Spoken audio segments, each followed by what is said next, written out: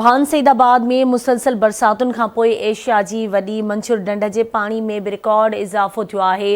अहम ख़बर अव्हांखे ॾियूं पिया। भान सईदाबाद मां मुसलसल बरसातुनि खां पोइ एशिया जी वॾी मंछूर ढंढ में पाणीअ में बि रिकॉर्ड इज़ाफ़ो थी वियो आहे।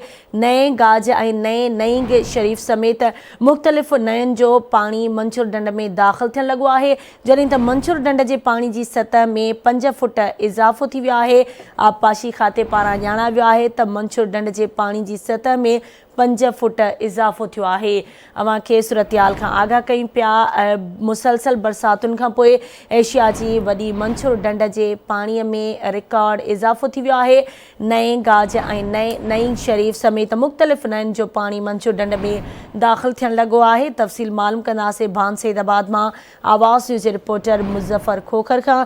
मुज़फ़र, छा सूरतयाल आहे, आगाह कजो। मंछूर ढंढ जे पाणीअ जी सतह में 5 फुट इज़ाफ़ो थियो आहे बारिश जे पाणी सां। जी बिल्कुल, सिंध में तेज़ बरसातुनि खां पोइ मंछूर ढंढ में जेको पाणीअ जो हिन महिल दॿाउ मुसलसिल वधी रहियो आहे।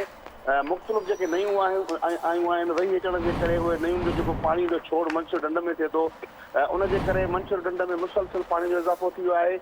हिकु राति जे अंदरि 5 फुट जो इज़ाफ़ो थियो आहे। 13.4 जेका मंछूर जी अॼु सतह आहे पाणीअ जी, उहा रिकॉर्ड कई वई आहे। जॾहिं त मंछूर में जेको जाबलू जेको आहे इलाइक़नि जो पाणी उहो तेज़ीअ सां मंछूर ढंढ में दाख़िल थी रहियो आहे।